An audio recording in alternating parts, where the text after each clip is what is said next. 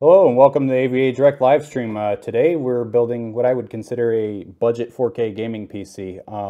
We would like to thank our sponsors Kingston, GIGABYTE, and AMD for providing the majority of the parts that we'll be using today. Do you want to go off the exact parts that we have here, Gerard? Yeah. So they were kind enough to give us motherboard, CPU, and RAM. So the motherboard was provided by GIGABYTE. They provided us with an AB350N gaming Wi-Fi, which is a nice little MITX motherboard. It's got a wonderful feature set. It's got built-in Wi-Fi and Bluetooth. They're both Intel controllers, so they're very, very reliable controllers. It's got M.2, obviously, it's got all the standards. It's got some RGB. It's got their RGB fusion on it, so you can connect all your RGB RAM, which is what the HyperX Predator RAM is, and sync it up and make it all look nice and fancy.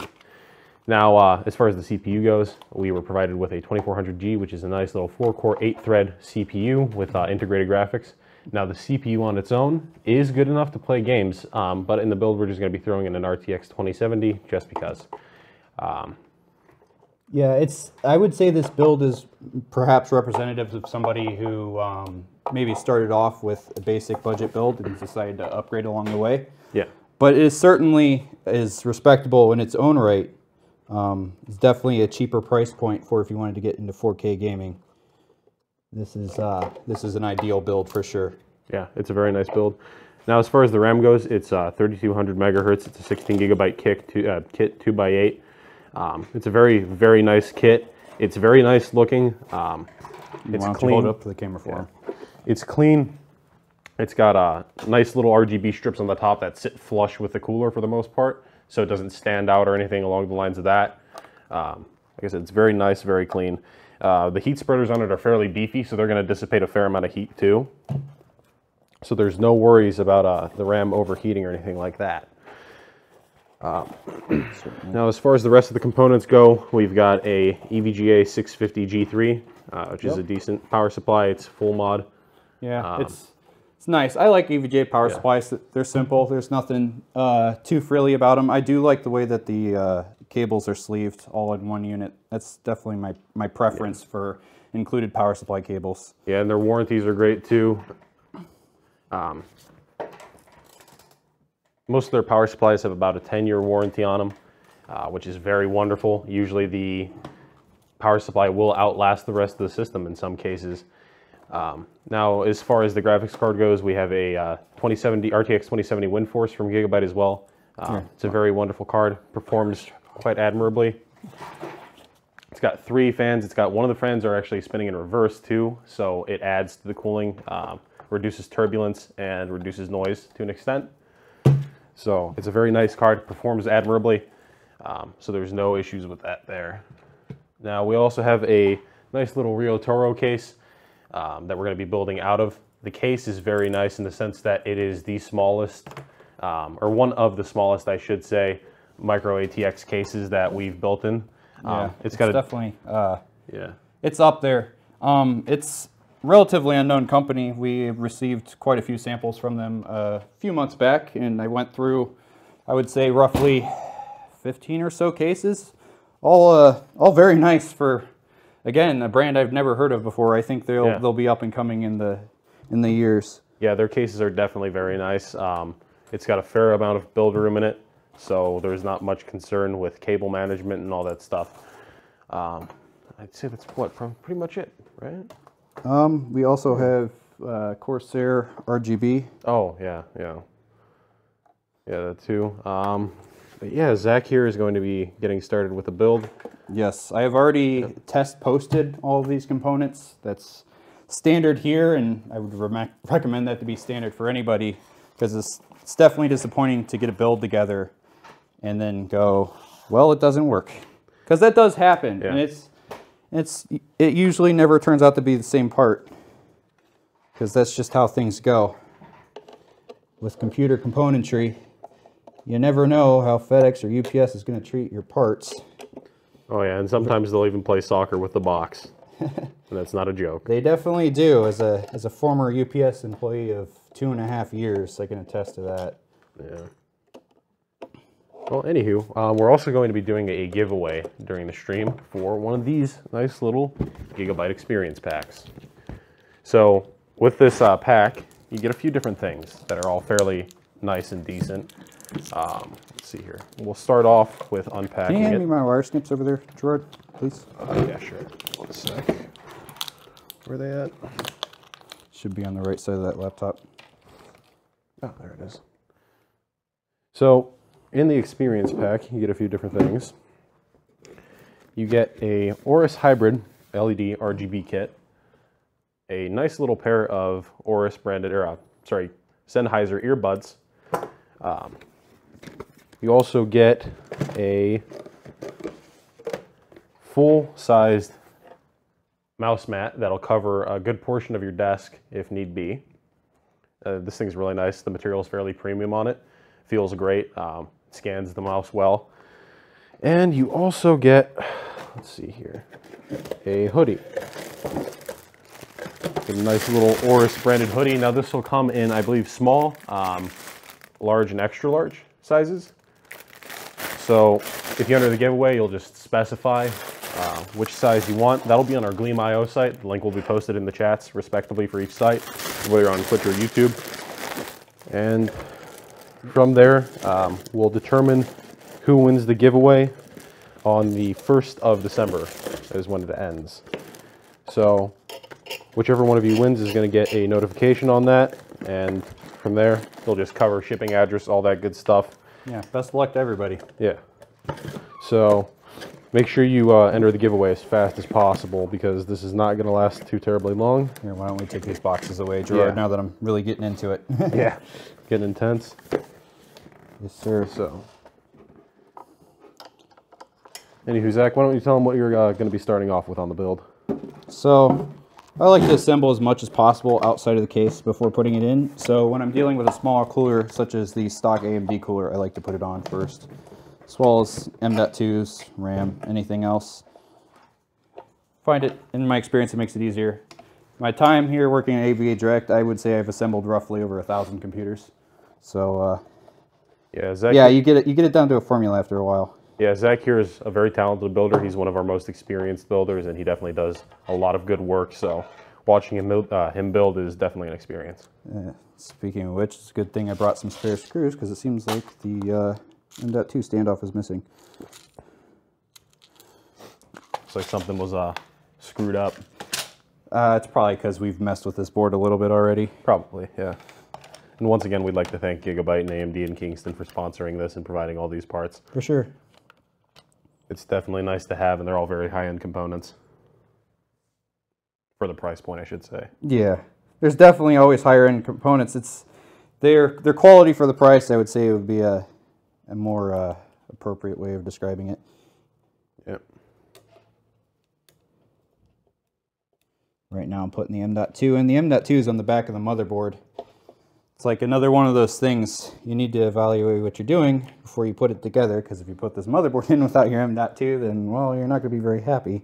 Yeah, especially if you're doing liquid cooling, then at that point it becomes a bit of a disaster. But thanks to that, there's also space savings on the board, so they can also add just more functionality to it. You know, a few extra frills on the board, because they don't have to worry about there being an M.2 on the front.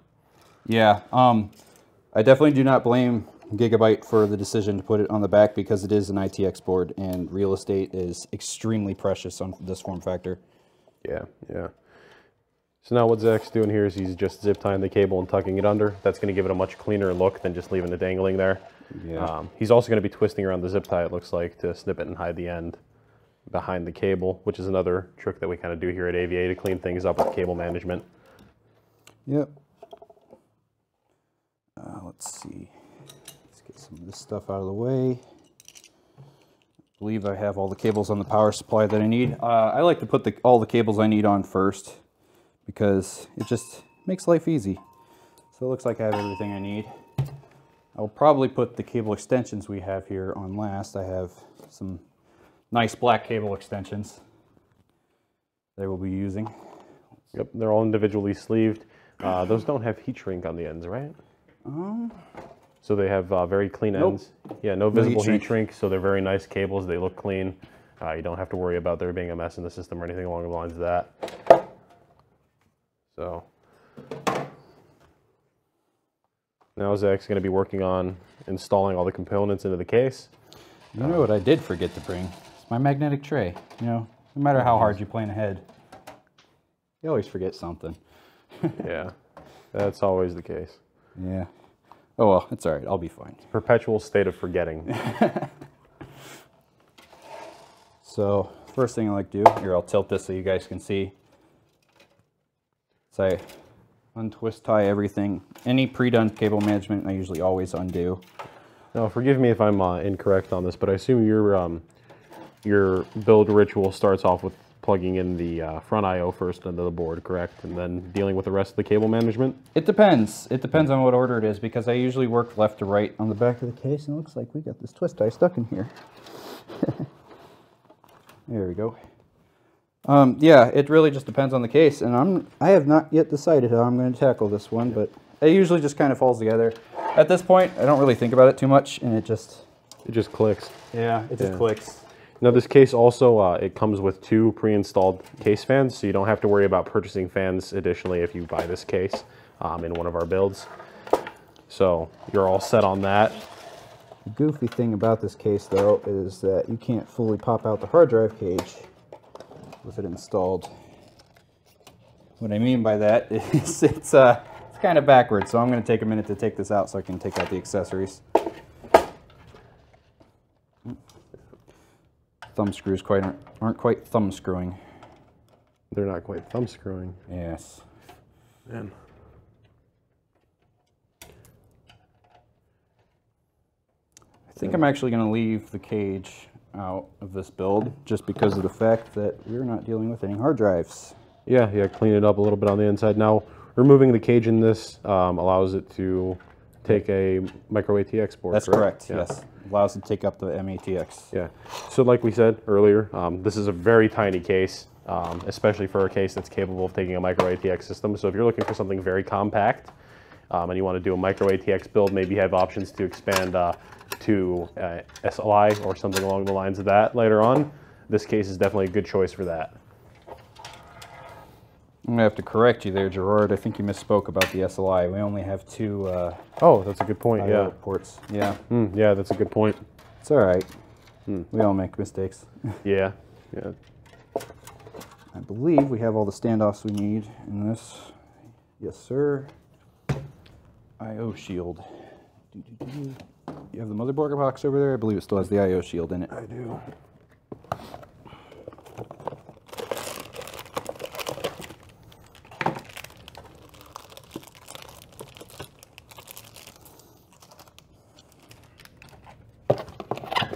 Take this, put it aside for me, please. Sure.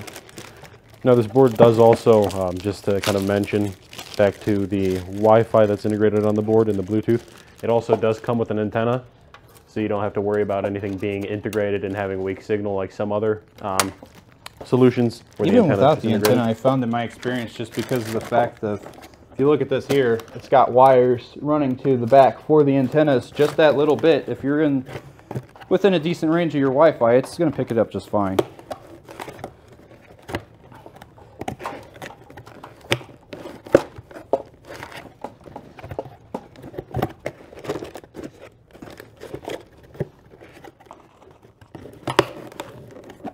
Is my knife over there?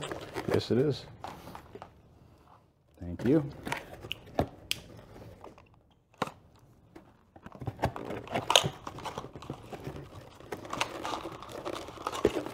I generally don't use included zip ties. Just not so many bad experiences with them. Yeah, it's like you get your cable management just right and they'll snap on you. So I always just use the ones we have here in house. Yeah, included zip ties are typically not the greatest.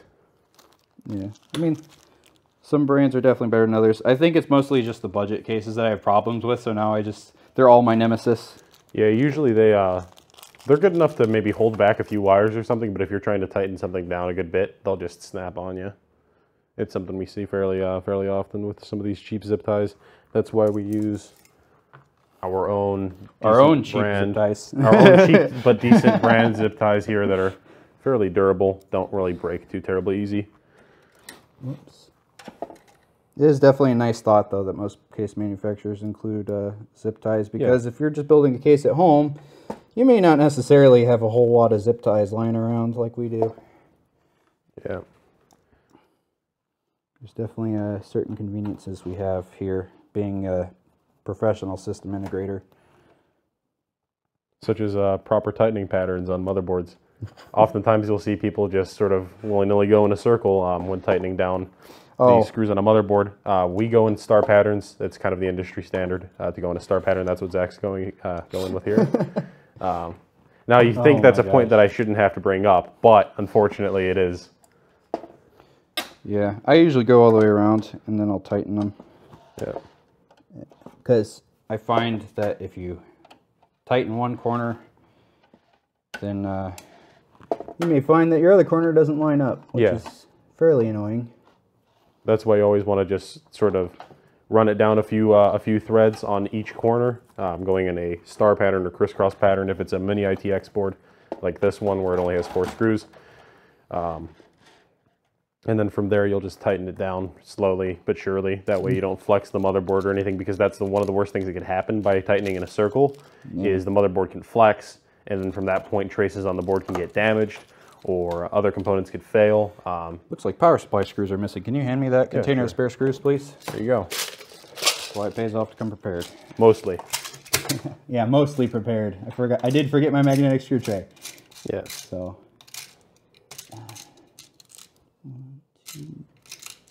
I used to have so many screws. Since moving into an assistant supervisor position, people are always asking me for my precious screws. Like, do you have extra long power supply screws? It's like, well, I used to. Yeah, you kind of go through them quickly. Yeah. Yeah.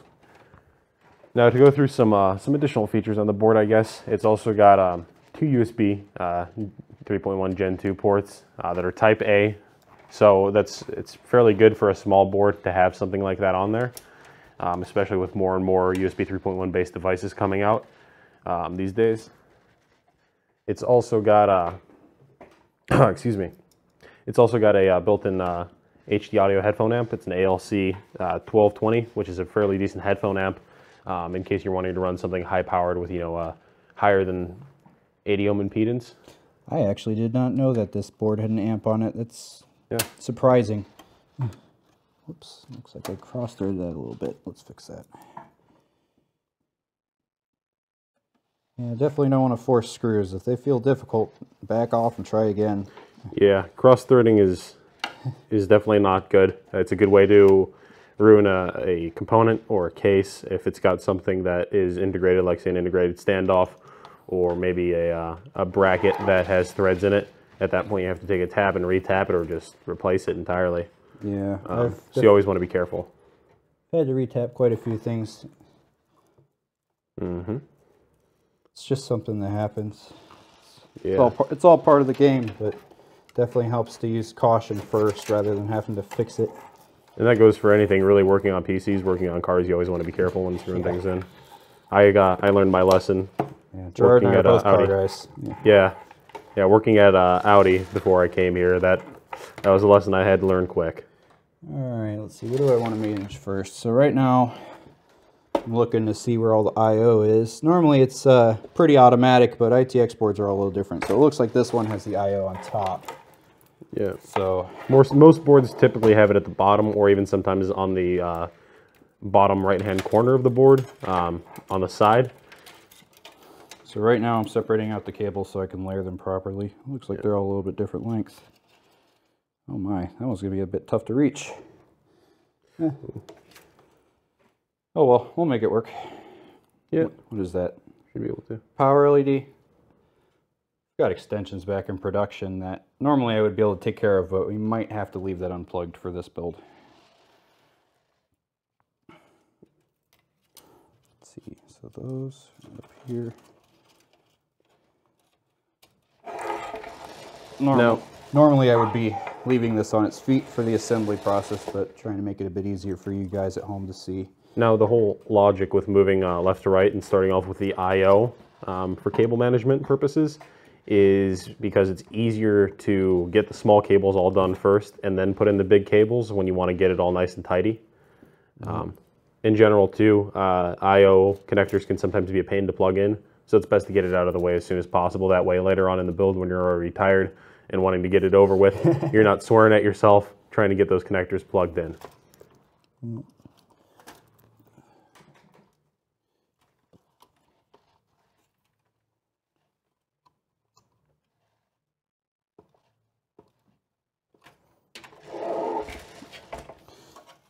I believe I have this plugged in the correct order.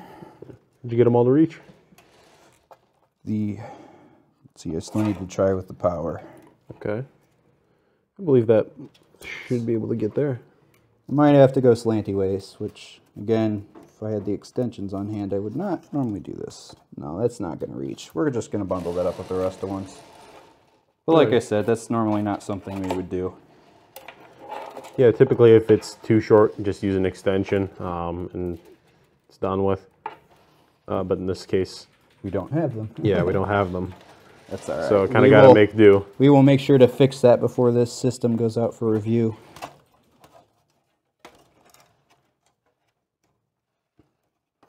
I don't want to misspeak, Gerard, so who is this going out to review for? I believe it's on the work order you've got sitting over there. Yeah, I believe this is going out to, let's see here. This is going out to review for, if I can find it. It's going out to Bob Bursick at Think Computers. Yes, that's right. Yeah, so. We have several reviews going through right now, so I didn't want to misspeak and say it was a different review. Yeah, that's where my confusion kind of came from through. I believe that's all. There too, I should say. Geez, I can't talk today. So that one can't reach. What else we got? This is audio. HD audio. Yeah. I wasn't sure if it was audio or USB. Looks like the audio is at the bottom.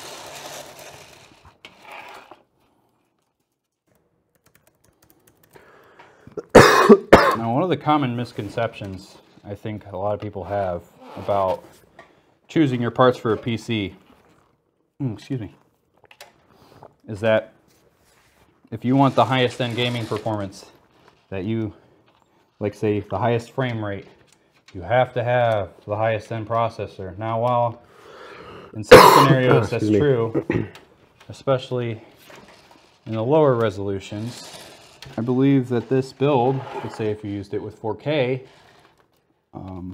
is going to behave quite capably with no limitations as far as the processor goes. Yeah, the 2400G is definitely a good processor, especially if you're wanting to run it standalone. It's a good processor if you just want to do sort of mid-range graphics without having to install a GPU on its own. Oh, there's that fan header. It's definitely got solid integrated graphics on it. And that's why it was made, is for the budget-minded gamer who wants something capable at a decent price. Like I said, the 2070, we're just throwing it in just to kind of throw it in, give an example of what an upgraded PC like this would look like later on down the road. And it's, like Zach said, it's going to perform very admirably, regardless. My hands are proving to be a bit large right now for trying to do what I'm trying to do. I may even have to take this fan out just to reach that plug. Although it does look like I am short a fan header.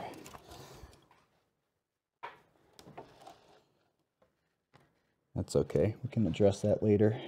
Yeah. All right, we're gonna take this fan out for now. Fan? Yeah, I can't make my fingers fit in there.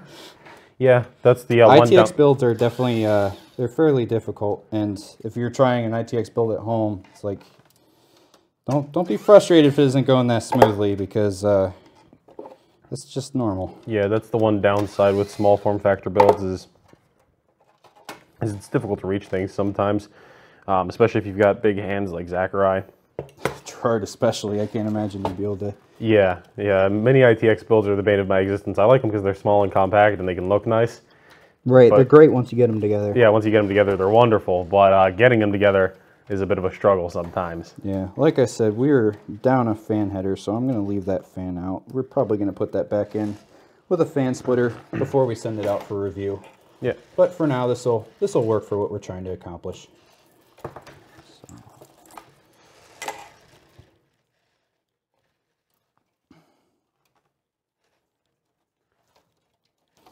All right, now I'm going to start organizing cables and zip tying. So Neon Beats on Twitch asks, how long does a full build tend to take without issues? I'd say probably for something like this, what, an hour and a half? Maybe a little less? Yeah. It's definitely slowing me down a bit with the way I'm working right now. See, we have a really fancy setup in production. Like we've spent our time getting the benches all nice and yeah, everything's right where it needs to be. If you need a fan extension or a splitter, you've got it right next to you. Exactly, like the splitters I need right now, but yeah. It's all right. So here's Zach's kind of working a little bit out of his element, but that being said, the build's going together pretty well right now. So, but yeah, typically I'd say about an hour and a half for something like this. Anything a little bit more complex would add, extra time to it. Yeah, this one may take just slightly longer because it's not a case I'm familiar with building in. Yeah. Like cases I'm familiar with, kind of go on autopilot at this point with how many I've built, but this is a fairly new case. Yeah. And realistically, cases are probably the, I'd say, most difficult hurdle for builds, mainly because, usually motherboards, graphics cards, everything stays pretty much the same across the board, form factors, all that good stuff. Cases, however, are constantly changing, adding new features, evolving, internally. So there's some stuff that you have to get used to with every new case. No matter how experienced of a builder you are, there's always going to be some sort of a struggle with a brand new, unfamiliar case. Yeah, that's part of the fun, though. Yeah, I need to move this zip tie up a little bit. There we go. So I try to zip tie as many cables as I can together, make them look like they're flowing. I try to fold things underneath so you can't see them. Yeah, now here at AVA, we kind of pride ourselves on our cable management. Zach here has phenomenal cable management, so does the rest of our production team. So if you receive a build from us, you can expect to have clean cables on the backside no matter what. Even if it's a non-modular power supply, we do our best to tuck the cables away, make them look clean, and not just in your face, gaudy looking. Yeah, non-modular power supplies are definitely an interesting challenge, although we don't see them very much these days. Yeah. It seems like most of our customers have a taste for the nice stuff, which is nice for us too. We really enjoy working with it. Yeah. Yeah, it's definitely nice to be able to go in and just not have the cables you don't need plugged in. All right, so I'm going to take these cable extensions here and plug them in. Now, this is going to be a bit of an interesting challenge in a case this form factor, but see how it goes. Looks like one of our crew members brought us the splitters that we need. So I will get those fixed up. This extension will plug in. Need some help there? Yeah, it seems like some of the pins might be slightly misaligned. It happens. Yeah, with large pin count connectors, that's not necessarily abnormal. Oh, just pinched my shirt. All right, let's see that. Oh, man. This is going to the LED strip. I want to re-rotate that down here. Let's see what else we got. So CPU. Now, once we're done with the build, you guys can also stay tuned on our YouTube channel for reviews of each of the components. We're going to be reviewing mainly the motherboard, CPU, and RAM, so you guys can look forward to seeing those with benchmarks and all that good stuff once it launches on the channel. So be sure to subscribe and hit the little bell for a notification when it does come up. It's funny how YouTube works these days. You got to subscribe and you got to hit the bell. Yeah, subscribe. You think subscribing would actually get you notified because that's the definition of it, but hey, not my circus, not my monkeys. Am I right? Yeah. Not my chair, not my problem. All right, what else? VGA extensions. So normally I like to use separate cables instead of like these pigtail style, but since we're using extensions, the pigtail style definitely helps save on a bit of space. Yeah, yeah. After I get done plugging these in, I'm going to backtrack a little bit and get those extensions plugged in. Extension in the splitter. Sorry, I misspoke.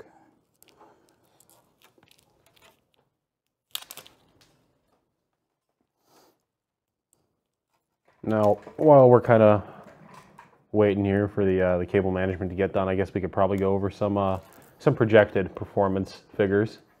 Okay. So we don't have exact performance figures on hand yet, but like I said, I do foresee this is going to be a 60 FPS capable 4K machine, without a doubt.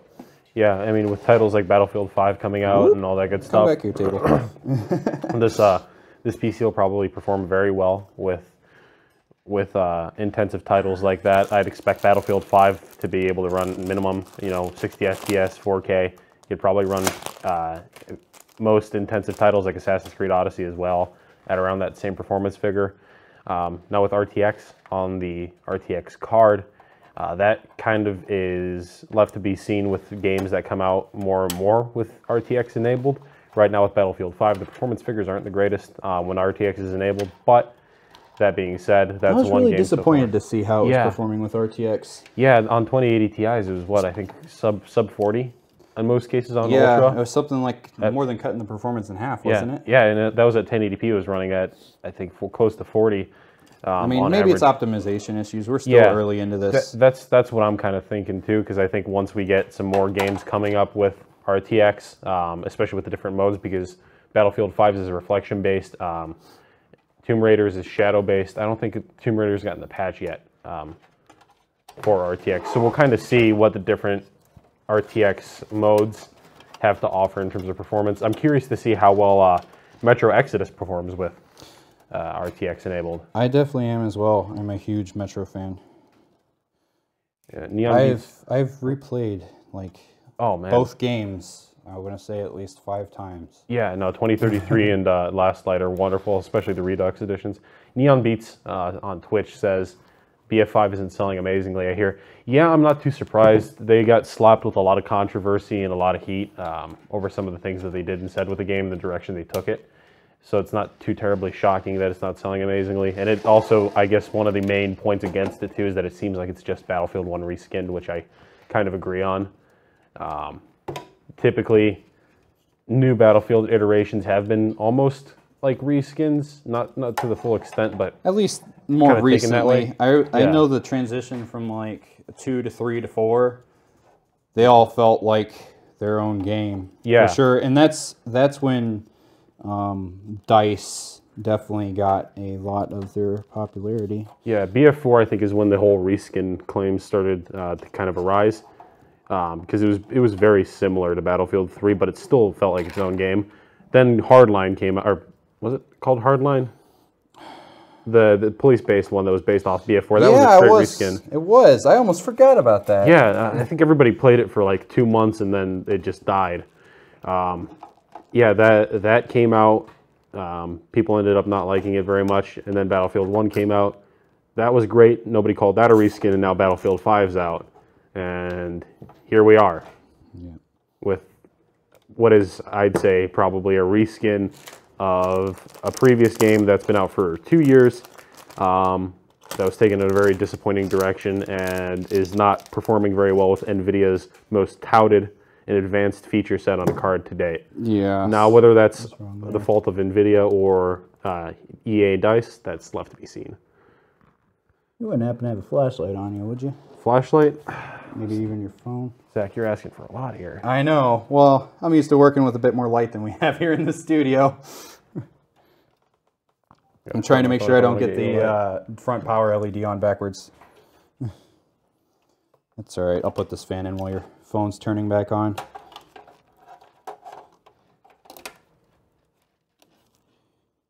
If you guys didn't notice, I took a sticky pad and stuck it to the side of the fan to hold the cable. It's definitely one of my favorite methods of hiding a cable in a fan. Yeah. So Neon Beats on Twitch asks, another question, 5-year-old laptop, stuff's trying to fall off the frame and the screen's just white when it turns on. How much for Chris to fix plus clean that? Chris doesn't work in our tech support department, so I don't think he'd actually be able to handle that. But I, and as well as Sean, who's on the stream every week, we do work in the tech support department. So if you want, you could try to give one of us a call and maybe we could work out some sort of a repair. If it was purchased through us, we could definitely facilitate it. If it was not purchased through us, we'd have to kind of talk it over, but I think that's something we might be able to facilitate. Especially if you wanted to do an upgrade of some sort, yeah, then we could definitely work it in. Yeah, especially then. We'd have to kind of go over all that good stuff because we're in the middle of our busy season right now. Oh, yeah. Yeah, we're getting slammed with calls and other stuff, so yeah. Whoops. We'll have to kind of look into that. Looks like my drill bit is starting to demagnetize. Now, if you want Chris to do it, that's something we might be able to facilitate, but it'll probably include an extra cost just because he can't be pulled away from production. He's too important to us. So. Let's see. I just noticed that the audio cable would be in the way of the graphics card, so I'm trying to stuff that away right now. That should be fine. You'll never see it once the card's in. All right.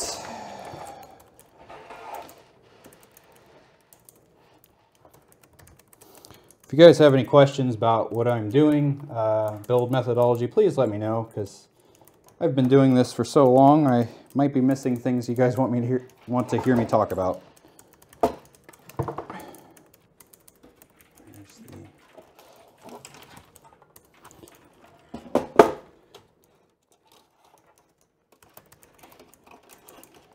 See, right now I'm trying to get all the power cables routed, which it looks like made it slightly more difficult for myself with the order I did the cable management, but that's all right.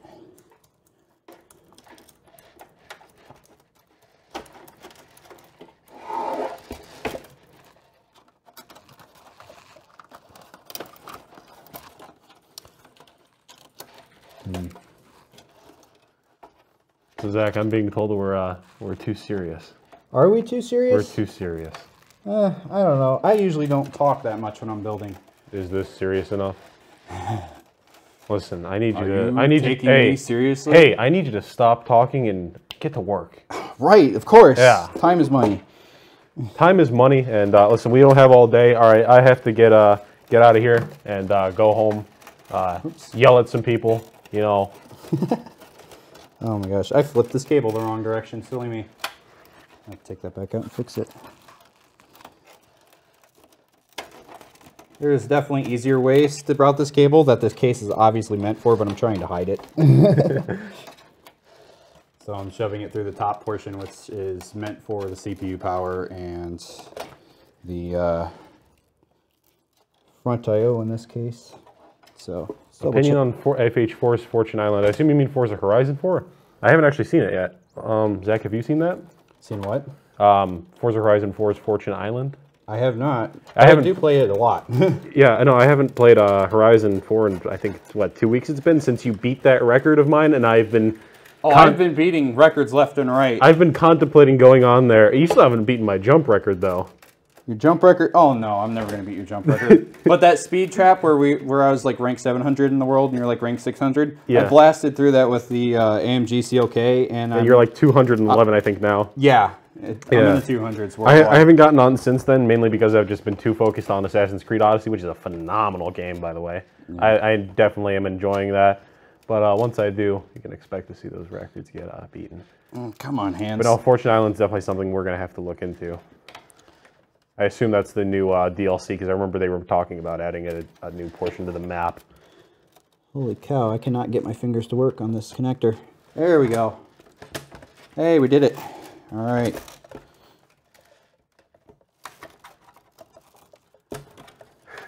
Neon Beat says, I'll roll you on Rivals times. You can try. Yeah, Gerard and I are pretty good. Yeah. Gerard and I know how to actually tune the cars. We're familiar with like how suspension geometry works and whatnot. Yeah, we're both. So we're very competitive. I don't know. Zach plays it a little bit more seriously than I do. I usually just go on there to screw around, but But yeah, definitely, we both hold some pretty good records and times on some of these speed traps and jumps and races in general. But I'd like to see those figures, Neon. You're talking a little too confidently there. I think you might have to pony up some proof.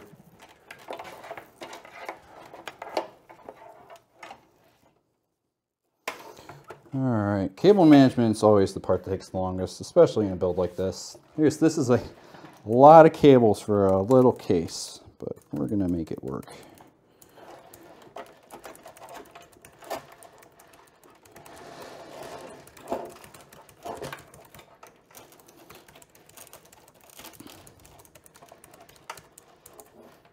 I believe, let's see here.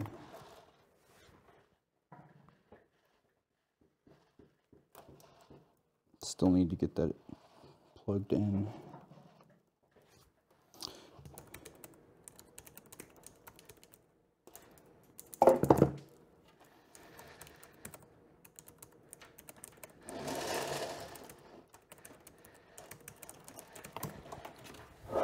Did you ever get your phone to turn on?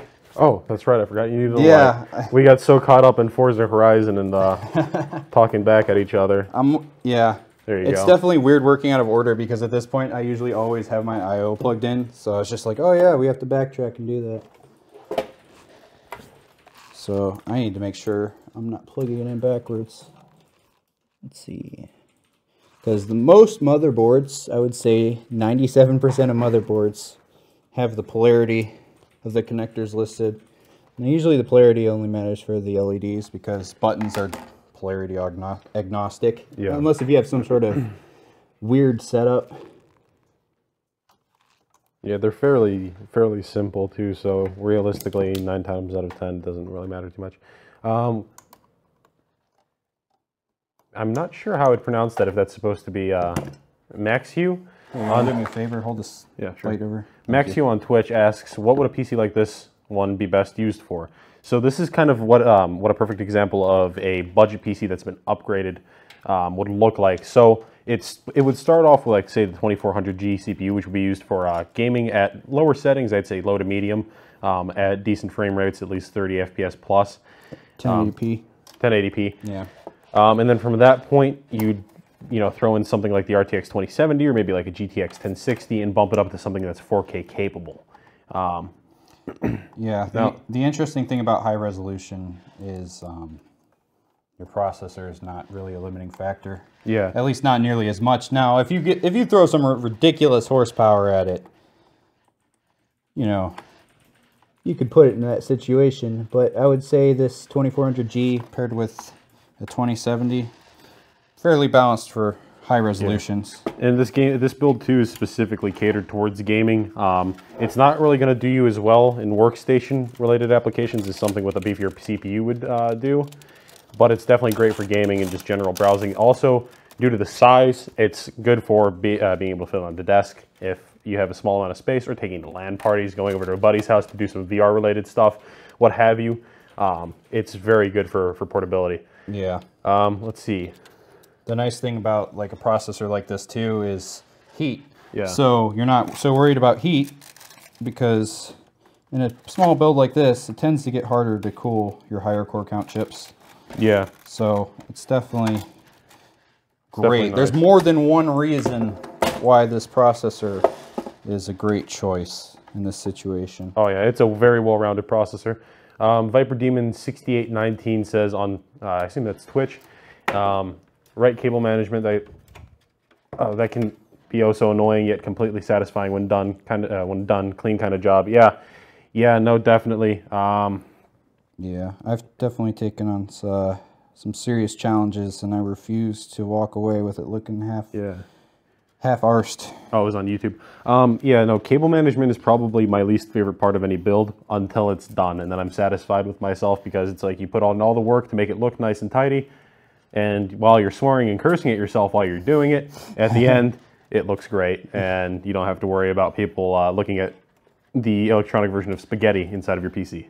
Yeah, I'm at the point with cable management where I hear, some of our novice assemblers as we're training them up, it's like, oh man, why is the back panel got to be glass? I'm like, That's one of the best parts. You do a great job with your cable management. That customer is going to look at that and go, holy crap. Like, that's an extra opportunity for a feature. Yeah, cable management should always be looked as something to show off skill sets. Yeah, and you know, they all eventually get to that point. Maxu says, I'm going to build my son a Ryzen 5 2600X and an RX 580 for Christmas. That's definitely a good choice, especially for a budget-oriented build. Yeah. It's a solid CPU and a solid GPU. I think my favorite thing about that build is that the CPU choice, while it's not like the highest end, it leaves room for graphics upgrades down the road. Yeah. You're giving he said it was his son, right? Yeah. You're giving your son room to upgrade later, for sure. Yeah, 100%. And if it's anything like AMD's old FX series CPUs, those CPUs are probably going to stick around for a few years to come. And you won't have to worry about upgrading it at all. It's definitely got room to expand. Scram Schnitz says, I hate tempered glass back panels. Well, I love them. I love them. They're great.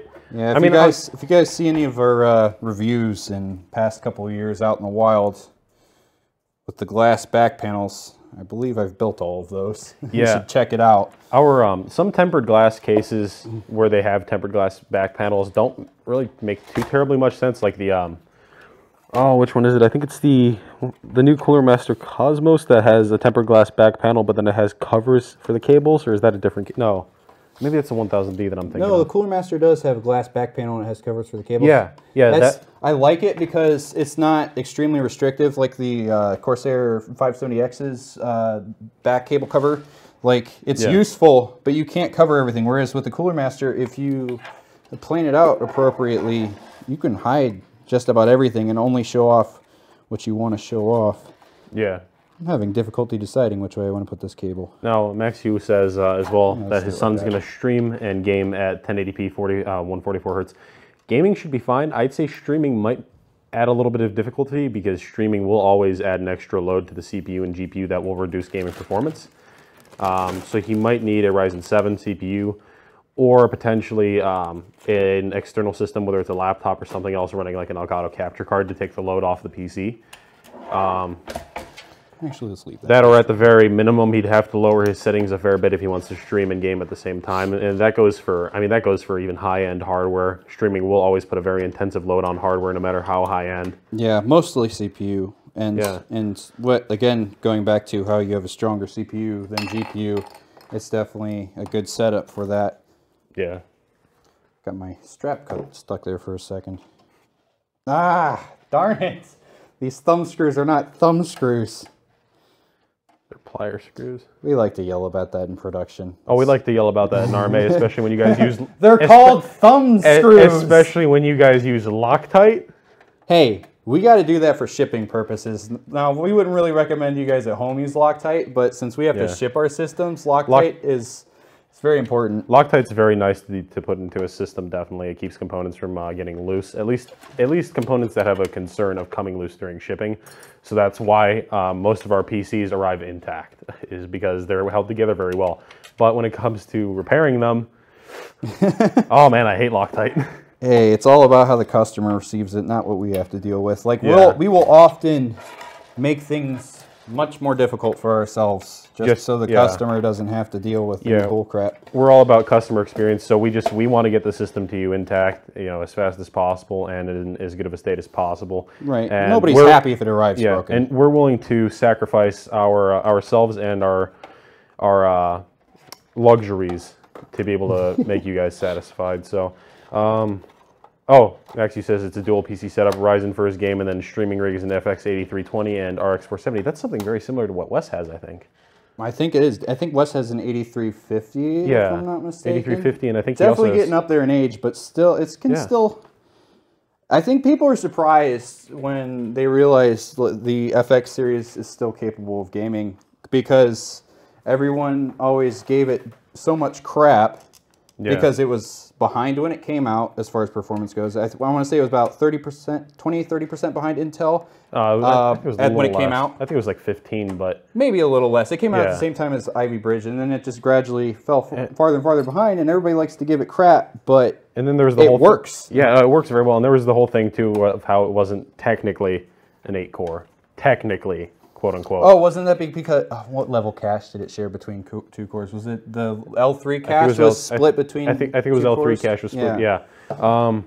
Yeah. So that I remember they tried to take him to court over that. Yeah, which realistically, I mean, I can kind of see both sides of the argument. In my opinion, it's a hard argument to make. Yeah, it's You're splitting hairs. Yeah.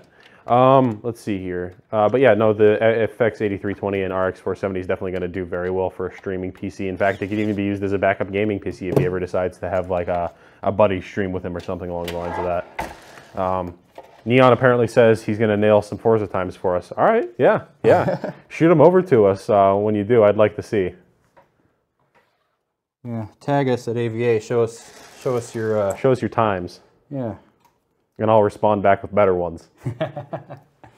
And Zach will respond back with even better ones because I just can't win. No.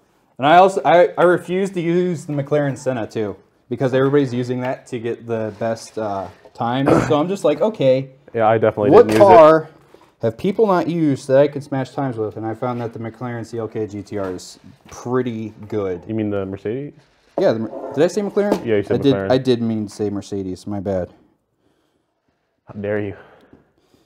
McLaren's a far better brand. Actually, I think I'm going to go over with these cables. Yeah. I'm changing my mind. I'm bipolar sometimes when I build these systems because a lot of the stuff is just more preference than it is necessity. Yeah. I'm always reevaluating as I go. Would this look good? Would that look good? I don't know. Let's try. Now, do keep in mind if you guys are interested in building a PC through us, this is pretty much the same exact process it's going to go through when you were building it. Just you know, they're going to have everything they need right there with them, so there's not going to be any crisscross applesauce with some of these cables or anything like that. Right. It's going to be built very cleanly. And if you are interested in building one, you can configure one on our web store, or if you need help configuring one, feel free to call our sales line anytime, and one of us should be able to help you out. I'm starting to get into the final stages now. Yeah. Right now it's pretty much just cleaning up, less functional builds.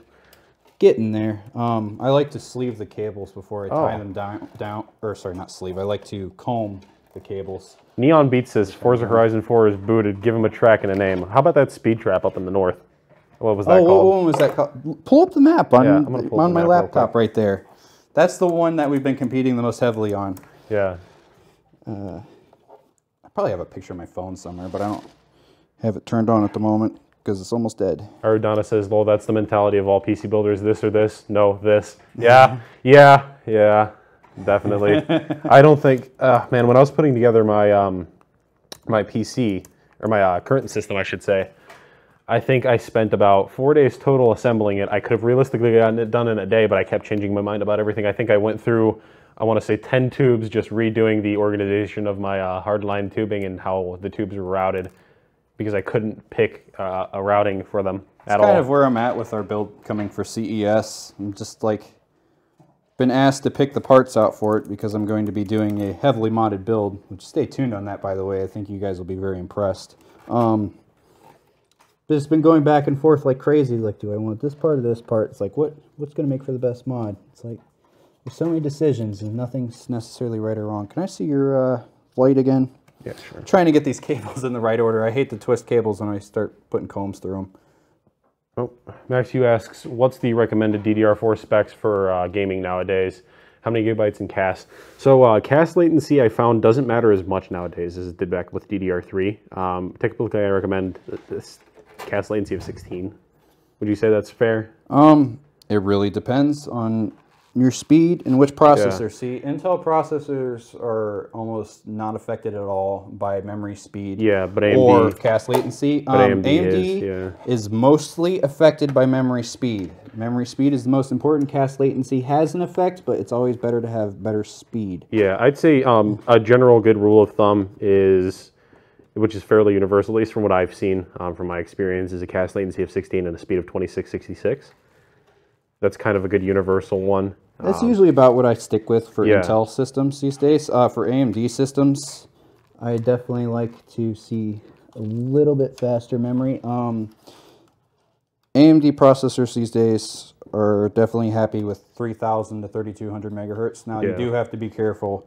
Make sure that memory is on the QVL or you're going to have a bad time. Yeah, if the memory is off by even one small digit on the model number and it's not on the QVL, you're going to have a bad time. AMD is very picky with their QVL list. Because it's not only the memory that's responsible for handling the timings, there are also timings that are handled by the motherboard itself. Yeah. So let's see. You know, I can't actually find the name of the speed trap in question, but no, it is right in the. Oh man, I can't. It's by the house where you unlock the sheep horn. Yeah. To those of you who don't play Forza, you're probably really confused right now. So it's in the northeastern part of the map, by Glen Knock, or I think the first bit of that name's cut off.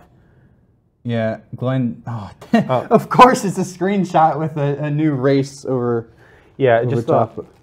Yeah, Glen Knock, I'd say, is what you should look for. It's right next to one of the houses that you can purchase. And it's going to be the speed trap that is to the northeast of that house, northeast by northeast. Let's see here.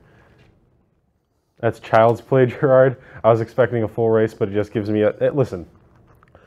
I don't have any races off the top of my head. Yeah, we haven't really been competing too much in races as we have speed traps. Yeah.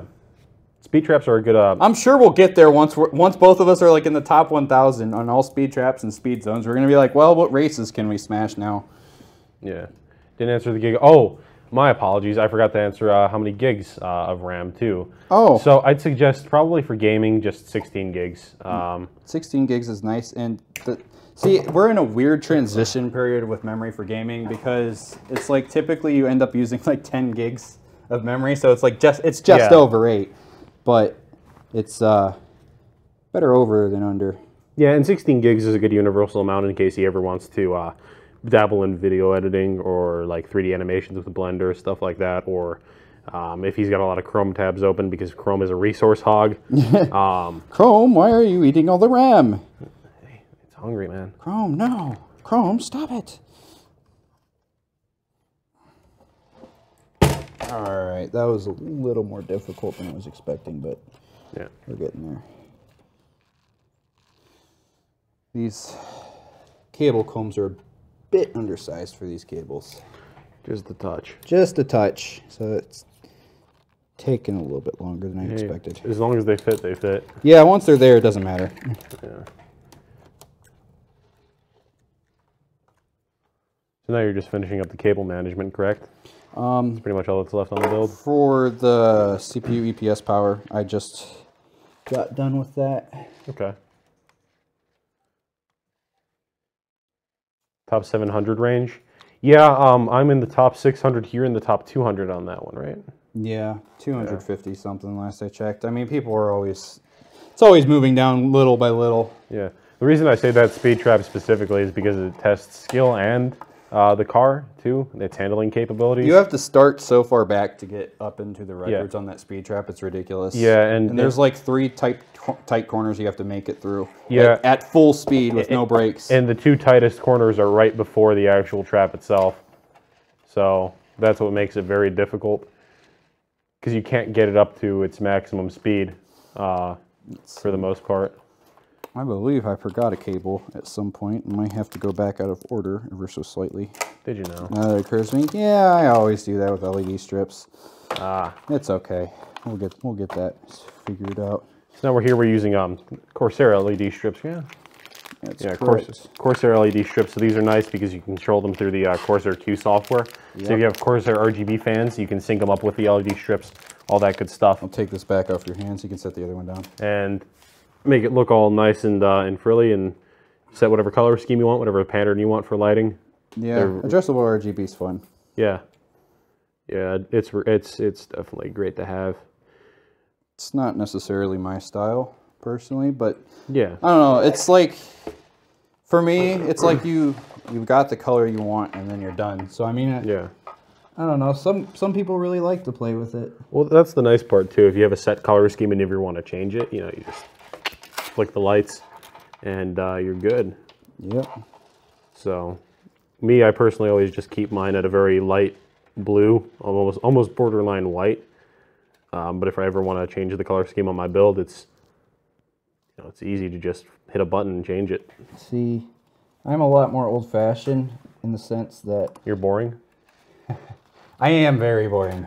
But besides that, I like to theme the build of the color of the components, and sometimes I'll even go as far as to paint them. Yeah. And then I use a white LED strip. So I'm going to leave this cable dangle for now. I haven't decided where I want to put that hub for the RGB, but I wanted to put that cable in there before I forgot. Speaking of painting, that's something you're going to be doing on that future build, correct? Yes, the CES build is going to be getting a lot of paint.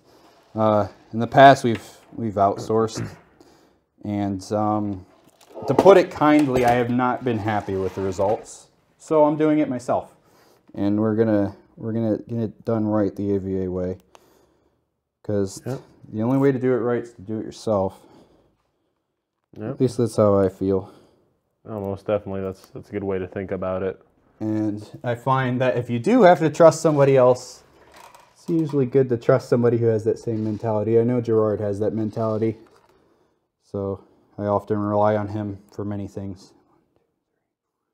6, 7. So what I like to do is I use these 24-pin cable combs, and I cut them down to size. Reason being is, in this situation, make sure I didn't cut too many. Yeah, in this situation, I have a 6+8 for the graphics card. So now I can sleeve them together, make it look like it's all one piece. Yeah. Yeah, that's definitely a nice thing to kind of do, especially if you can't get your hands on custom-sized cable combs. If you have an abundance of 24-pin ones like we have, just always cut them down to size for whatever you need them for. That's all we order anymore, actually. We just get 24-pin cable combs and we call it a day. We don't even bother with the other ones these days. Yeah, yeah. It's also nice if you have custom sleeved front I/O cables. You can also bunch those together, which typically they're just dangling, you know, on their lonesome. Yeah. Oh my goodness. Back crack? I have an old man's back, for sure. Yeah. Peeling the protective film off of these is kind of annoying. Yeah, no, it's not the easiest to work with. It's all right though, it keeps them nice and clear. Right. 2, 3, 4, 5, 6, 7.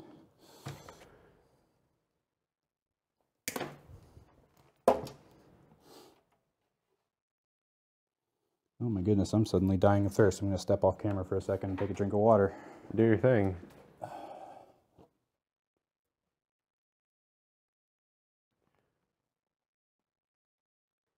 Yeah, so I guess that's better. While we're kind of going through this too, I guess some other tasks that this PC would probably be decent at, I'd say maybe some light video editing. Yeah, it's entry level. Yeah, especially if not you're bad, because if you think about it, so AMD is kind of new into the high-end desktop and. No, I wanted to say it's not hyper-threading. What do they call it? Multi-threading. We'll just call it multi-threading. I know they have a term for it. I'm so sorry. You would think with as much as I work with computers, I'd remember all this terminology, when in reality, I just know how to work with them. Max Hugh says, where's your anti-static leash? Hold your arm up. Yeah, it's right here. Anywho, man, what was I going to say? I always keep it on my left hand because it is extremely annoying to have on my dominant hand. Oh, yeah. Like, I would say I've broken half a dozen of these at least. I have the tendency of forgetting it's there. For a while, I even tried doing it on my ankle, but then I found that I broke them even faster. You just got to get one that's industrial strength. That way, every time you step away, I have requested an industrial strength wrist strap, and I guess they don't really have any. So they just give you like a a thick grounding cable out of like a car's wiring harness or something. Yeah. Like a grounding cable for like a stereo system. Yeah, like a bunch of just 0 gauge cables. Oh my gosh. You're just walking around with like a HTC Vive cable strapped to your arms. You know, we actually have a bunch of extras of those from a contract that we completed not too long ago. Oh yeah, that's right. We have a bunch of extension hubs that the customer didn't want. Yeah, use some of those cables.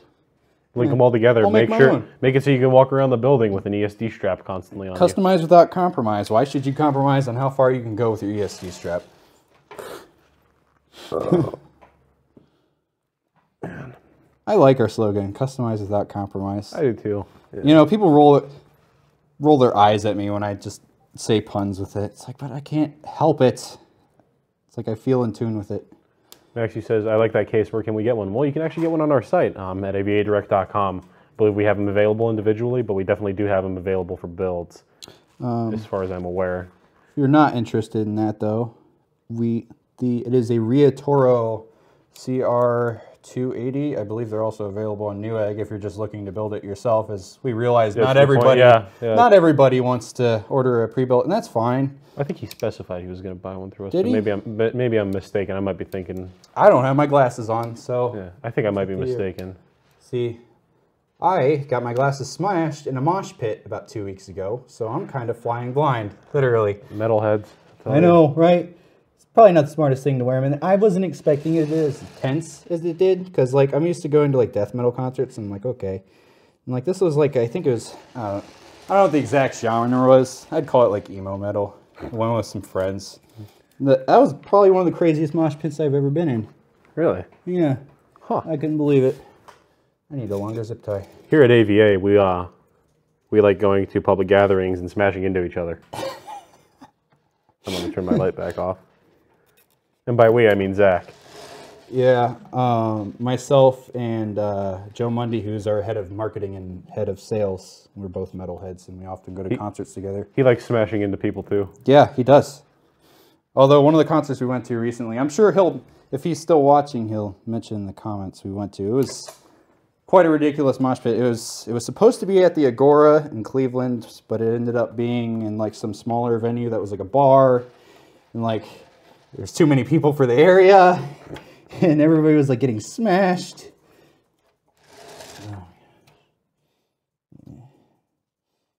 These cables will probably need readjusted slightly before it gets sent out. That's the funny thing about these sleeved cables is they're in the packaging for too long, they get stubborn and they align funny. So that's what the combs are for, so you can train the cables and get them all tidied up. Right. Like that. But it's like I was saying, it's like sometimes it's not quite enough. So oftentimes what we'll find ourselves doing before a system ships is we're going to pop open the panel again and readjust the cables, which is looking like it's going to be the case in this one because I'm not really happy with how they're sitting.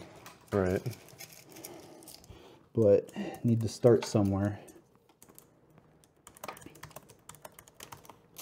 All right, I can flip this up now so you guys can see what I'm doing. I just had to keep it down for a minute. All right, well, I'd also like to give a quick little shout out to GIGABYTE for hosting us on their channel. We greatly appreciate it. Like I said, we also appreciate sending out that motherboard. It's a very nice board, and I think this build would be incomplete without a nice board like that inside of it. So thank you again for the host and for the board. Let's see. Kramschnitz, I assume that's a play on Scramschnitz, or a typo, one of the two. Protest the Hero. Ah, Protest the Hero, yes, that was the concert. That was ridiculous. I remember there was people hanging from the rafters because they were getting like thrown up there in the mosh pit. Okay, I thought you meant in a different fashion. Jeez. No. What in the world? No. Actually says he's an old punk rocker. He used to enjoy running in circles and bumping into others too. Hey man, come work here. Like I said, we all like bumping into people.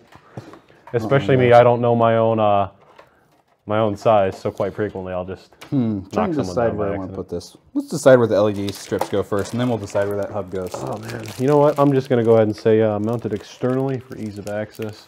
Right. And gaudiness. Just octopus monster off the back. Yeah. Whoops. Why not? Have it like old school water cooling where the tubes ran on the outside of the case, but instead of tubes, it's all the cables. Oh, why? And then to add to the old school effect, you got to also take those little springs that people used on soft tubing all the time and put them over the cables instead. Just I haven't seen those used in years. We actually just threw out a couple in RMA, and Sean's got one on a piece of bent hardline tubing in his cubicle that he just sort of keeps there for some odd reason. Oh, pardon me, guys. Like I said, I'm built like an old man. Bumped into too many people. Yeah, mosh pits probably aren't helping. All right, anywho, so for those of you who are just tuning in as well, we're also running a giveaway that runs until the 1st of December for this Gigabyte Aorus Experience Pack. Now, kind of covered this earlier, but I'm going to go into it a little bit more while Zach's mounting up these LED strips. So this pack includes some nice goodies inside of it. Sorry, Zach, I'm in your face a little bit with this box. So it includes things such as, I have to set this down to open it. Way to go, Gerard. Because I got agility level is not high enough to complete this task. Anywho, I got this box on a little bit crooked the first time around, so it's... Oh my gosh, you're going to destroy that poor winner's box. Oh geez, I'm dropping things left and right here. So... anything Gerard breaks, don't worry, we'll replace it before it gets sent out. So it comes with a hybrid LED kit, a pair of Sennheiser earbuds, which are very nice. Sennheiser makes definitely a good product. A mouse mat that is fairly large. I'd say it probably fits about 3/5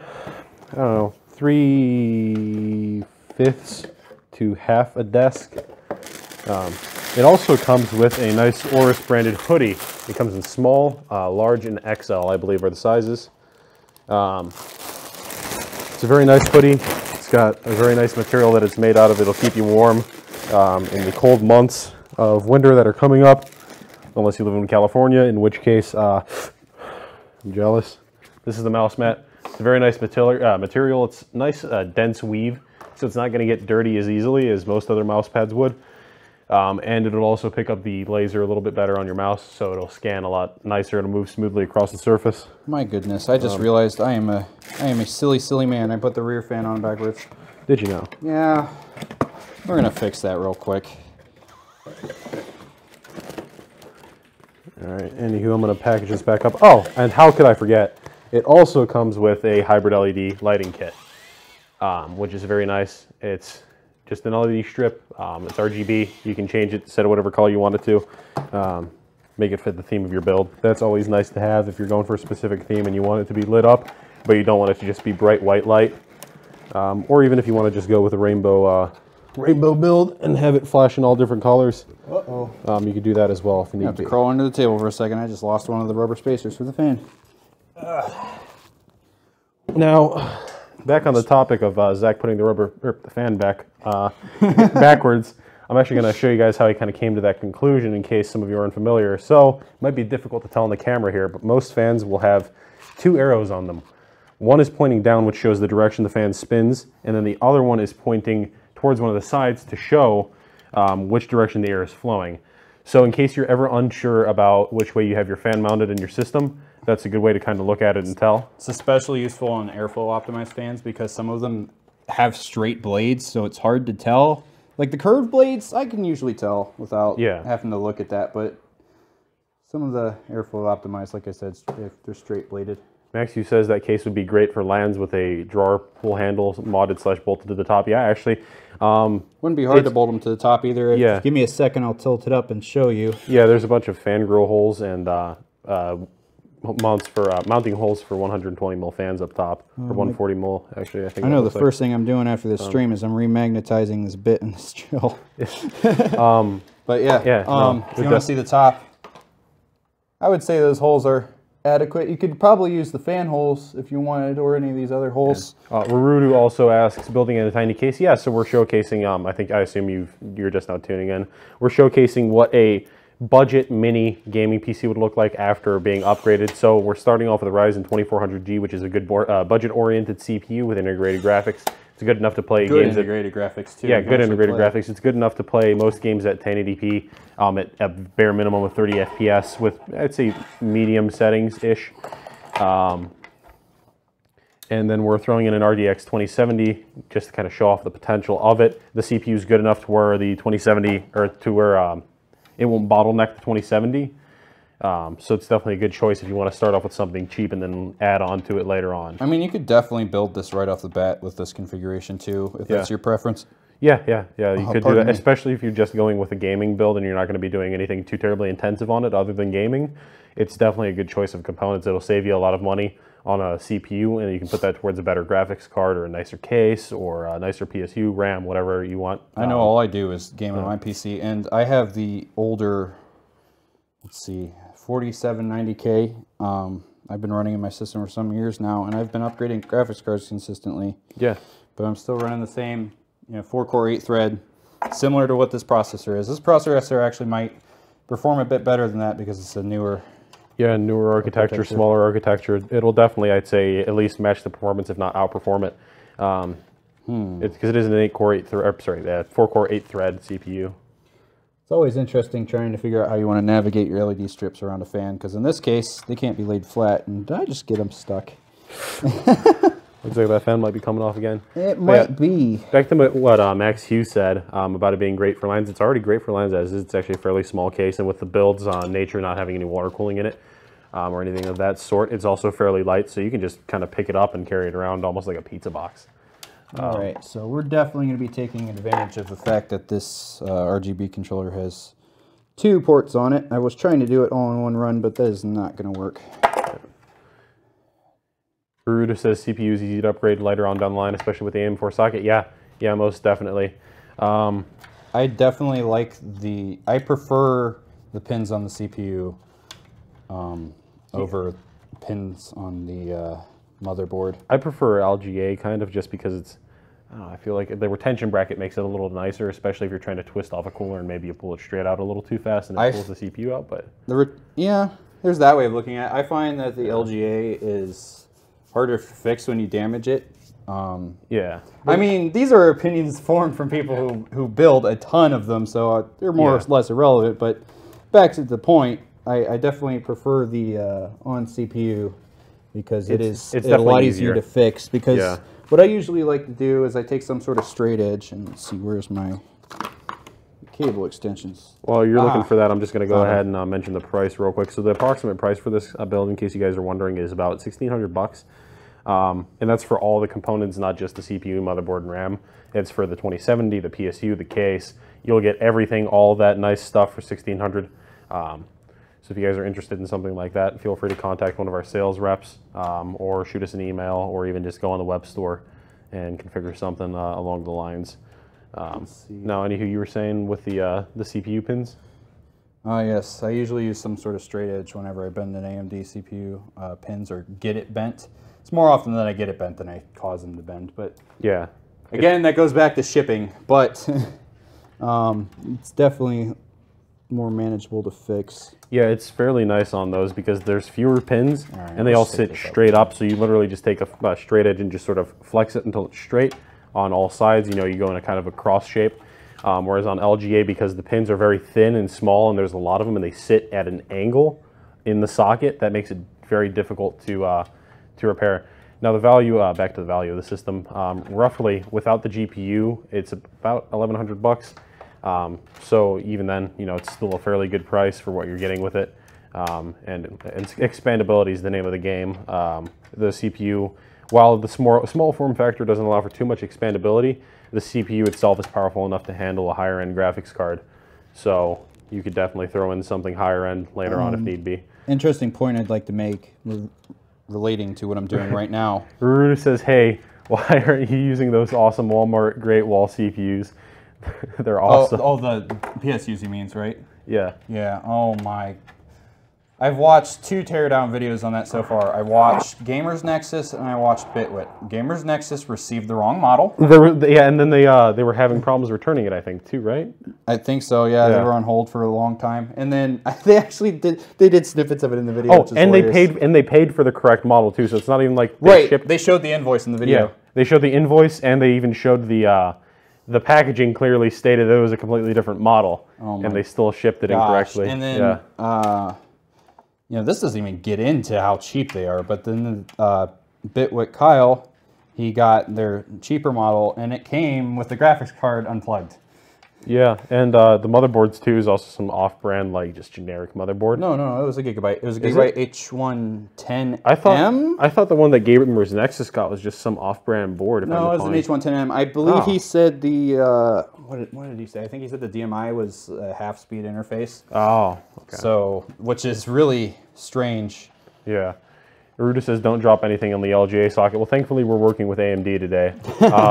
Once again, they're one of our sponsors for the stream today. They sent us out this wonderful 2400G CPU, so we're very thankful towards them. Kingston as well, who sent us the RAM, and GIGABYTE, who sent us the board. Big shout outs to them. But yeah, dropping things in LGA sockets is never fun. Which we have done before. We're humans. We're not about the claim that we're perfect. Yeah. Because me and Gerard, I believe, have both damaged sockets at some point. Oh yeah, 100%. My old Z77 board that I sold on Tom's Hardware, I bent 2 of the pins on before I shipped it. And I had to work on fixing that. I remember, I think it was the 3rd PC I ever built. My uncle owns a small fabric printing business and signs and all sorts of stuff. Well, he needed a PC built for him. Yeah. And, you know, like the ones at the box store, at the time, were still too expensive. Now box store PCs aren't that ridiculous, but what he needed was way too expensive.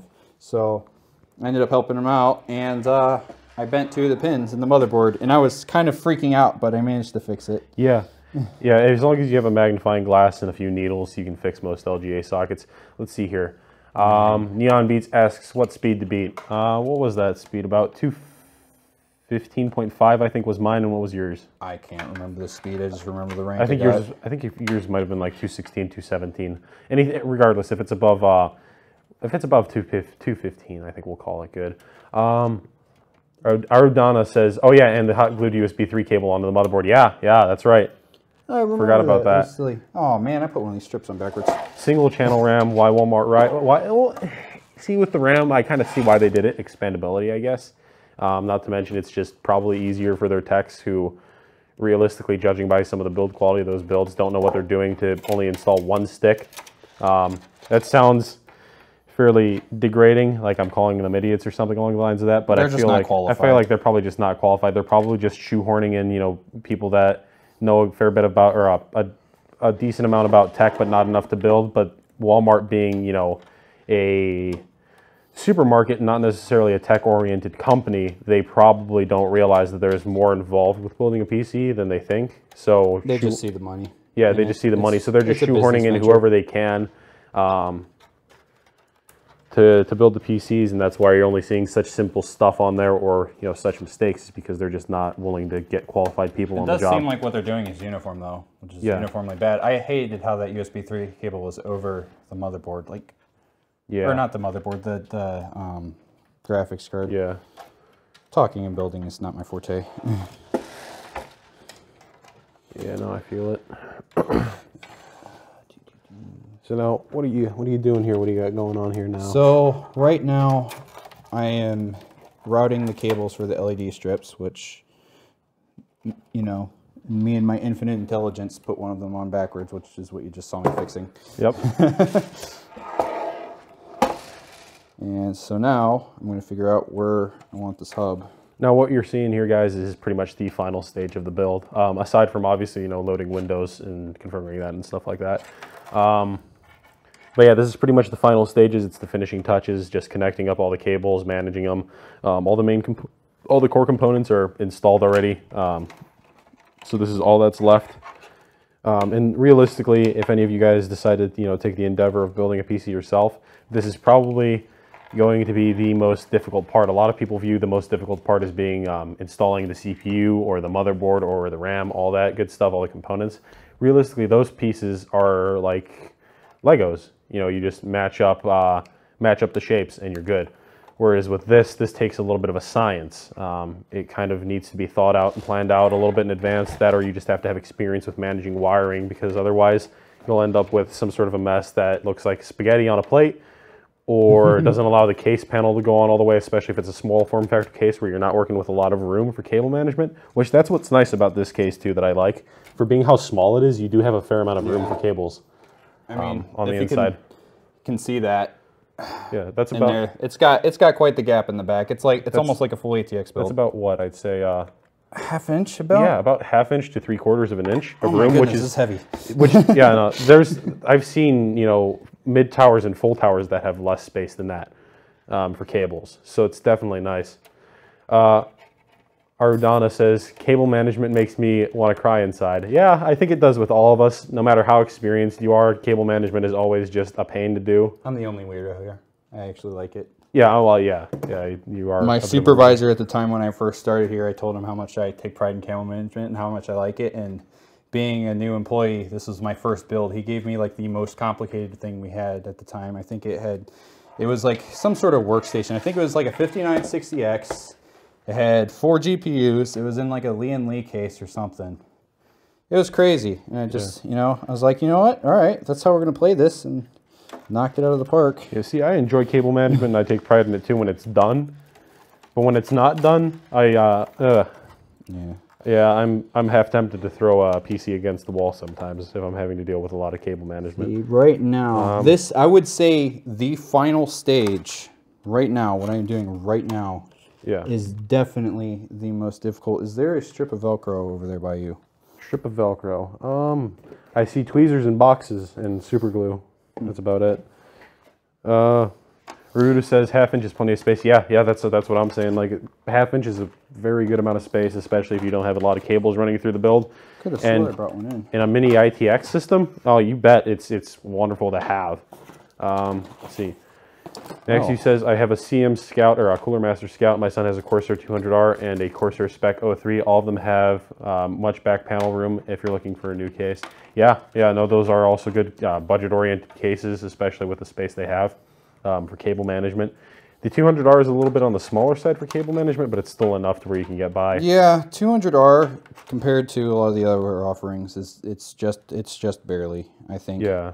At least when you're getting a lot of stuff. When you're getting a simple build, cases like those are obviously appropriate. Yeah. Sometimes though people have desires to stick a lot of components. Okay. I like Raruda's question. What's have that? You guys built in that Lee & Lee boat case? I don't think we have, but the Micro Center by us has had one for like 1.5 years that they haven't sold because nobody wants to buy that case. And I'm half tempted to go there and offer them like a small amount of cash to just take it off their hands, just so that I can say I have a Lee & Lee yacht. You know how stupid that case is? I love Lee & Lee. I adore Lee & Lee and I love their cases. Whoever thought to build a case that's shaped like a boat is either a genius or... I'm going to put money that it was the same person that decided they wanted to build a choo-choo train case. Oh my God.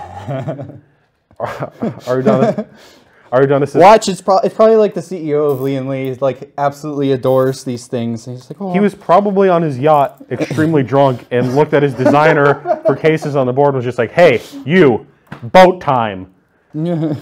Oh my gosh. Arudana says, forget the Velcro, Walmart it and just hot glue it in, my guys. Hey, I mean, if it works, it works. You don't even need the GPU retention screws for the bracket or the clip on the slot. You can just hot glue that on. Or better yet, here. Just super glue it on. Hey, I brought this here just in case something broke. Not to use in a normal build. Brought to you by Gorilla Glue. Yeah. Trademark. Try to use glue sparingly. Sometimes parts break that you can repair without, leaving evidence that they're broken. If anything's ever broken that you're going to look at it and go, oh my gosh, this is broken, we definitely always replace it.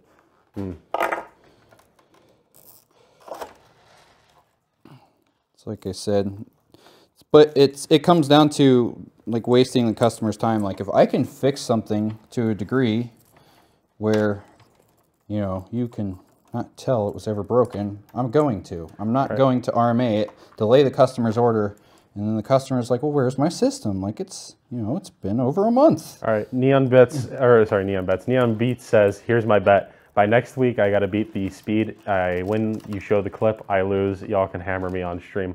I don't know if we're going to want to take that bet because we don't like hammering people. Oh my gosh. It sounds fairly painful. So... You get the hammer.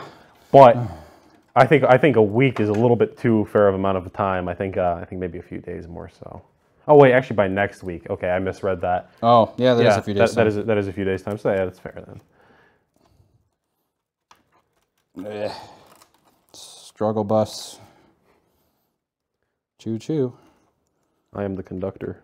The conductor of the struggle bus. Yeah, even though struggle buses don't have conductors. I think that's a fairly ironic, unironic statement at the same time. I feel like the struggle bus has a conductor because it struggles so much that it thinks it's a train. Ruda says Puget Systems does use hot glue for their cable connection. It is good for shipping. Yeah, no, in certain spots, hot glue can actually be useful. On systems, while it doesn't look the cleanest, it can definitely be useful. In Puget, I'll give them credit where credit is due.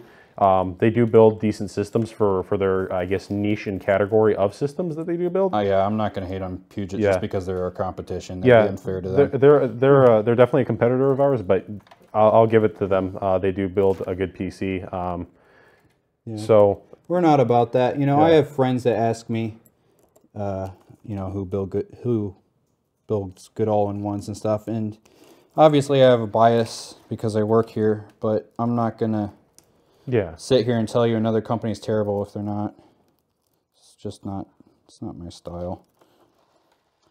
Dang, this bundle is proving to be difficult because all the cable connectors are landing in the same spot. Yeah, and they're also all going cockeyed and sideways rather than sitting flat. It's okay.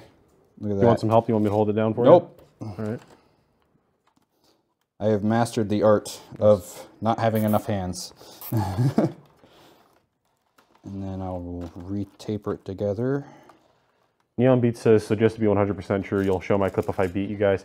I don't know about that necessarily, just because our stream, we typically don't allocate stuff like that because we're on a very limited time frame. Maybe social media or something. Maybe social media, maybe. But because we're on such a limited time frame, especially with us being in the middle of our busy season, I don't know if that would be something that we could do.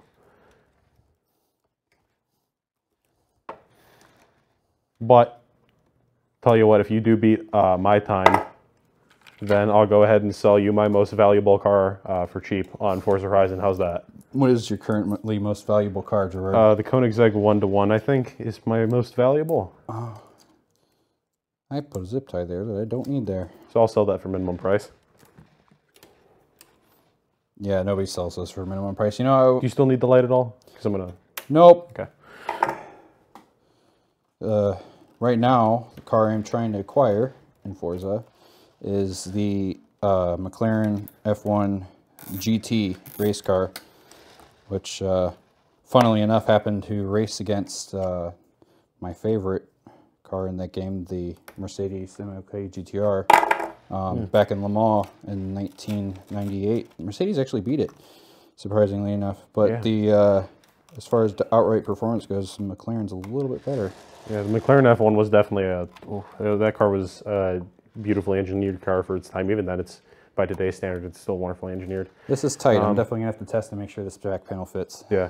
Ruda says, to be fair to Walmart, their builds are still better than the Verge. I don't know. You know, that's tough competition. Not to knock the Verge, but I don't know. I'd say they're both equally cool. Not terrible, but wonky. Arudana says Walmart builds are only for the elite. Now, are we talking like the mentally elite, like really high IQ, or are we talking like monetarily elite? Because realistically, I'd say it's both. Yeah. All right, I believe. Looks like we're done. Try turning it on real quick. Hope I didn't put the power lead on the wrong pinout since it's so dark in here. If I did, it should be an easy fix. Neon Beat says he has 45 million credits. You must spend a lot of time on that. Here, you want to plug this into the outlet over there? Yeah, sure. The table.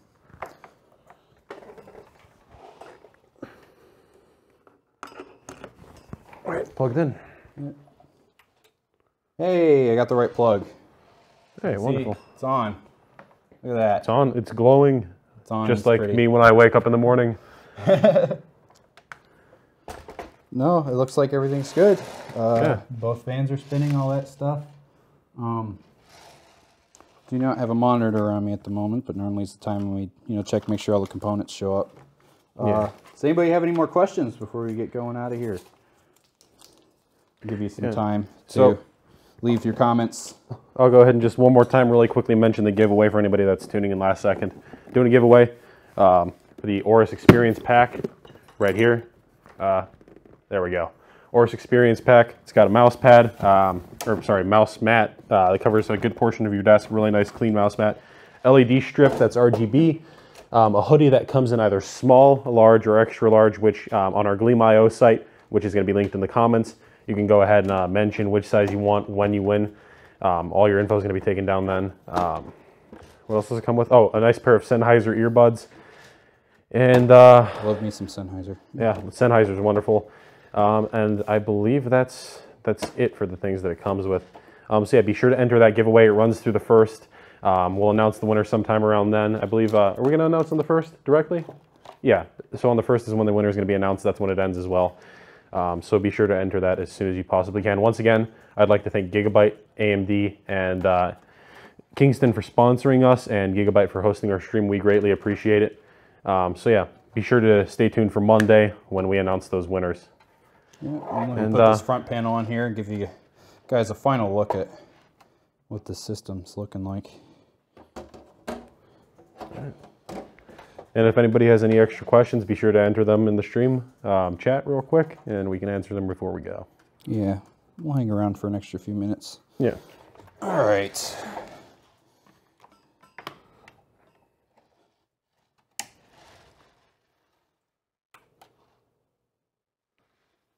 So yeah.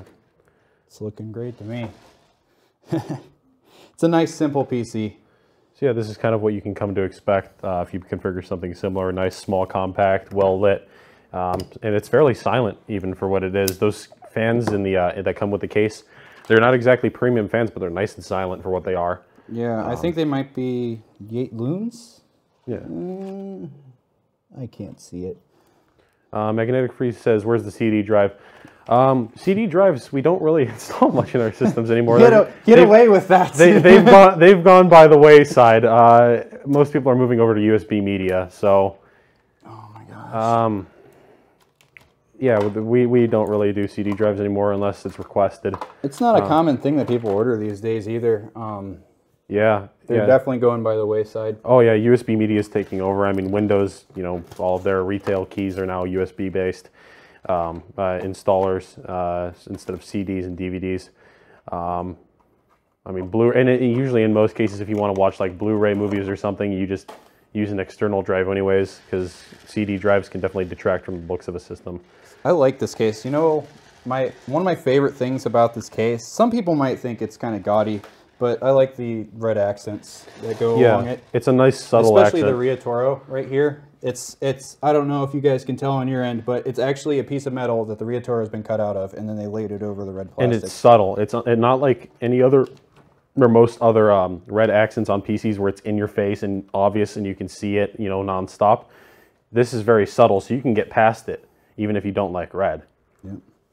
All right. Well, I think that about concludes it. Thanks again to our sponsors, Kingston, GIGABYTE, and AMD. Thank you for everybody for joining us, and we hope you have a great weekend, and good luck with the giveaway. Yeah, good luck. Everybody be sure to enter, and tune in next week on Friday and watch Joe and Sean talk about the latest in tech news, and we'll see you guys again soon. Thanks for watching. Thanks. Goodbye. Bye.